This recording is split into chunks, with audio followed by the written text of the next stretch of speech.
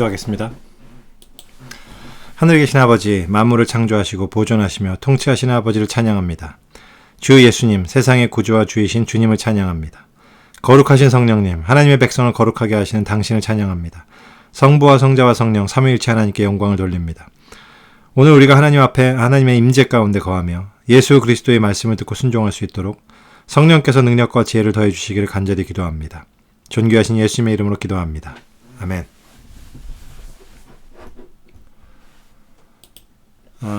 고린도 교인들 가운데는 부활에 대해서 의심하는 사람들이 있었습니다. 그런데 그들이 이제 부활을 부인했다는 얘기는 아닙니다. 예수님은 뭐 특별하게 어떤 이유에 따라서 부활을 했겠지라고 생각을 했을 겁니다. 부활을 만약에 예수님의 부활을 부인했다면 그들은 기독교인이 아니었을 테죠. 근데 그들은 이제 기독교인이었고요. 하지만 그들은 예수님의 부활을 부인하는 게 아니라 죽은 자의 부활이 없다고 그렇게 주장하는 일부 사람들이 있었던 것 같습니다. 그들이 이렇게 주장한 데는 좀 이유가 있었습니다. 왜냐하면 여러 번 말씀드리지만 당시에 고린도 있던 이 사람들은, 이방인들은 헬라 사상의 영향을 많이 받았기 때문에 그들에게 있어서 육의 부활이라는 게 그렇게 특별한 의미가 없었기 때문입니다. 이제 헬라적 사고방식은 영육 이원론이라고 그랬잖아요. 그래서 영이 중요한 거지 굳이 육체가 다시 살건 안 살건 그거는 그렇게 크게 문제될 것이 없다라고 그렇게 생각했었습니다.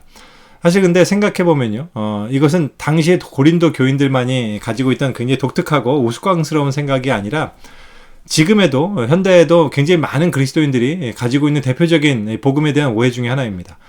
왜냐하면 복음을 뭐라고 생각하냐면 예수 믿고 죽어서 천당 가는 것으로 그렇게 이해하는 걸 말하는 겁니다. 제가 여러 번 강조했던 바긴 하지만 그것도 역시 복음에 대한 바른 생각이 아니라는 것이 우리가 분명히 하는 것이 중요합니다. 그리고 만약에 그런 식으로 복음을 오해하는 것은요, 그냥 그럴 수도 있는 지엽적인 문제, 잘 몰라도 되는 그런 사소한 오해, 이런 정도가 아니라 대단히 심각하고 중대한 문제라고 사도 바울은 오늘 얘기합니다. 그래서 사도 바울은요, 이 부활의 문제를 바로잡기 위해서 복음이 무엇인지를 이야기하는 것으로 시작이 됩니다. 1절과 2절만 제가 다시 읽겠습니다. 형제들아, 내가 너희에게 전한 복음을 너희에게 알게 하노니 이는 너희가 받은 것이요 또 그 가운데 선 것이라. 너희가 만일 내가 전한 그 말을 굳게 지키고 헛되이 믿지 아니하였으면 그로 말미암아 구원을 받으리라. 다시 이 말은 무슨 얘기냐면 우리가 복음을 헛되이 믿을 수도 있다는 얘기입니다. 즉 잘못 믿을 수도 있다는 얘기고요. 근데 그 결과가 그렇게 잘못 믿게 되면요, 우리의 구원에까지 영향을 미칠 수 있다는 그런 이야기입니다. 굉장히 엄중한 경고죠. 그만큼 복음의 내용이 무엇인지 정확하게 이해하는 게 필요하다는 얘기입니다. 근데 그러면 복음이 뭘까요? 우리는 잘 알고 있을까요? 물론 이제 여러 번 우리가 복음에 대해서 자주 다루고는 하기 때문에 많이 잘 알고 계실 거라고 생각하지만 다시 한번 말씀드리면 핵심은 이겁니다. 오늘 말씀을 통해서 말씀드리면 사도 바울은 이렇게 얘기합니다. 성경대로 그리스도께서 우리 죄를 위하여 죽으시고 성경대로 사흘 만에 다시 살아나사. 중요한 것은 복음의 두 요소가요, 주님의 죽으심과 주님의 부활이 있습니다. 그런데 이 모든 것은 성경대로 이루어졌다는 얘기입니다. 물론 여기에 대해서는 굉장히 구체적인 여러 가지 설명이 필요하겠지만 오늘은 생략하겠습니다. 워낙 자주 말씀드렸고, 다만 요약해서 다른 말로 이 복음을 표현한다면 이렇게 얘기할 수는 있을 겁니다. 복음이란 이제 어떤 왕적인 선포입니다.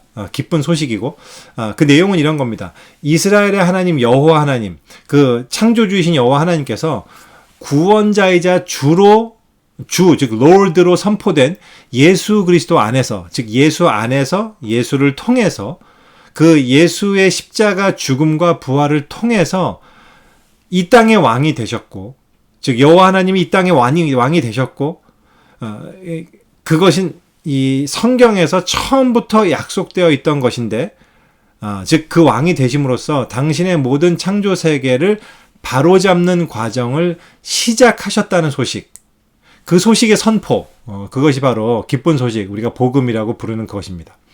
그래서 이것을 우리가 정확히 아는 게 굉장히 중요한데요. 우리가 다시 한번 그걸 꼭 기억하기 원합니다. 그런데 이것을 그냥 정확히 아는 것만이 중요한 게 아니라 오늘 2절의 사도 바울의 권면을 보면 복음을 잘못 믿는 것, 즉 헛되게 믿는 것만이 문제가 아니고요. 그 복음을 굳게 지키는 것 또한 굉장히 필요함을 역설하고 있습니다. 이것도 우리가 생각해 볼 만한 중요한 메시지입니다. 많은 사람들이 자기의 믿음을 이야기할 때, 자기의 구원을 이야기할 때 내가 복음을 듣고 믿게 된 첫 번째 그 포인트에 굉장히 강조점을 둡니다. 우리가 그것이 구원의 간증이라고 얘기하기도 하고요. 그래서 우리가 어떠한 계기를 통해서 나는 구원받았습니다 라고 이렇게 얘기를 하죠. 물론 믿음의 첫 번째 사건, 시작된 사건 굉장히 중요합니다. 구원의 시작 중요합니다. 하지만 성경에서는요, 구원을 이야기할 때 그것도 중요하다고 이야기하지만 훨씬 더 중요한 강조점을 항상 두는 게 어디에 있냐면요, 그 구원의 마지막에 둡니다. 다시 말해서 끝까지 그 믿음이 지켜질 때 그것을 참 믿음이자 이제 구원을 받았다라고 이야기한다고 있다는 점입니다. 그러니까 다시 말해서 도중에 그 믿음이 바뀌지 않는다는 거죠. 이것도 굉장히 중요하다는 걸 우리가 기억했으면 좋겠습니다. 물론 우리는 지금 여기 고린도 교인들처럼, 교회처럼 뭐 핍박이나 어려움을 당한다거나 아니면 로마 제국하에서 어떤 문제를 문제의 상황 속에 있다거나 이러지는 않죠. 그렇다 하더라도요, 여전히 지금 현대를 살아가는데도요, 우리 이 시대에는 우리가 내용을 부인하거나 혹은 배교하거나 혹은 내가 가진 원래의 복음의 내용을 좀 바꾸고자 하는 그런 유혹, 그런 위험은 여전히 있다고 생각합니다. 그렇기 때문에 지금의 우리 역시 우리가 받은 바른 복음을 굳게 지키는 것, 그것이 대단히 중요합니다. 그런데 이 복음을 어떻게 하면 지킬 수 있을까요? 여러 가지가 필요하겠지만 그중 하나를 오늘 사도 바울은 이렇게 말하고 있습니다. 1절입니다. 다시 읽겠습니다. 형제들아, 내가 너희에게 전한 복음을 너희에게 알게 하노니. 여기서요, 중요한 너희에게 알게 한다라는 이 말은 내가 너희에게 복음을 다시 기억나게 한다라는 그런 말입니다. 여기서 그래서 이제 NIV나 ESV에서는요, remind로 번역을 하고 있습니다. 다시 말해서 복음이 무엇인지를 늘 우리 다시 기억을 하는 게 중요하다는 얘기입니다. 복음을 복습하는 게 중요하다는 얘기입니다. 우리 스스로에게 remind, 다시 상기시켜주고 기억시켜주는 것이 중요하다는 얘기입니다. 이러한 복습에는요, 물론 우리가 뭐 성경 공부를 한다든지 아니면 주일마다 설교를 듣는다든지 이것도 포함되겠죠. 하지만 우리가 오늘 지금 이렇게 하고 있는 매일 하는 이러한 말씀 묵상, 이런 걸 통해서 우리가 끊임없이 복음, 다시 얘기하지만 십자가와 부활을 우리 심령에 되새기고 또한 그것으로 오늘 하루를 살아내려고 하는 굉장히 그 노력들, 그것이 얼마나 중요한지를 다시 한번 생각해 보게 됩니다. 이런 과정을 통해서 우리는 복음을 지켜나가게 됩니다. 그런데 복음 지켜나가는 게 쉽나요? 사실 쉽지 않습니다. 정말 어렵습니다. 우리가 그냥 어떤 때 은혜 받고 생각해 보면 쉬워 보이지만 막상 그 복음을 오늘 하루를 살아내려고 하고 그것을 내 평생 동안 지켜나가려고 하는 것은 정말 어렵습니다. 우리가 왜냐하면 우리가 여전히 이 썩어질 육체를 입고 있기 때문입니다. 그래서 우리는요, 사실 복음을 열심히 살아내려고 지켜나가려고 하다가도요, 인생 속에서 굉장히 많이 좌절하기도 하고 넘어지기도 하고 낙심도 하고 또 때로는 포기하기도 하고 막 이럽니다. 하지만 그럼에도 불구하고 우리가 이 복음의 진리에 서서 끝까지 나아갈 수 있음을 확신하게 되는 이유, 그것을 확신할 수 있는 이유, 그 유일한 이유가 있다면 그것은 바로 이것입니다. 그게 10절입니다. 그러나 내가 나 된 것은 하나님의 은혜로 된 것이니 내게 주신 그의 은혜가 헛되지 아니하여 내가 모든 사도들보다 더 많이 수고하였으나 내가 한 것이 아니요 오직 나와 함께 하신 하나님의 은혜로라. 아멘. 바로 은혜 때문입니다. 하나님의 은혜란 단순히 우리에게 값없이 받아주신 하나님의 관대함만을 의미하는 것은 아닙니다. 하나님의 은혜는 우리의 믿음에 있어서 능력입니다.